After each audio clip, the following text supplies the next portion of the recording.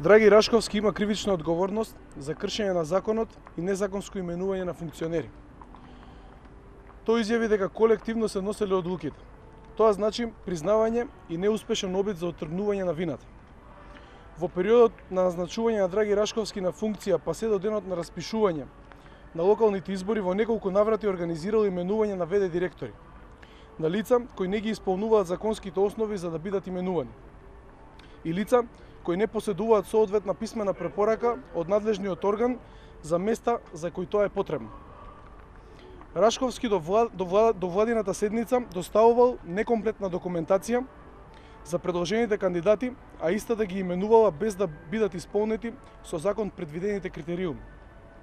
Именуваните ВД директори, кои немале соодветна писмена препорака, истата ја добивале денот по нивното назначување и таа била заверувана од страна на архивата на владата посвестум, со што се вршело кривично дело.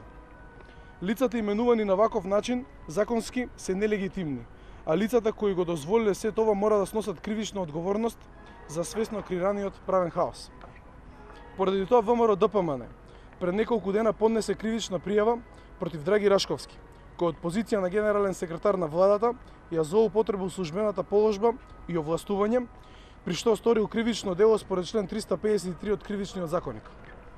Почитувани, граѓаните во овие 100 дена видоа дека Заев под превезот реформи и живот мисли на реформи и живот за тесното раководство на СДС и луѓе блиски до нив.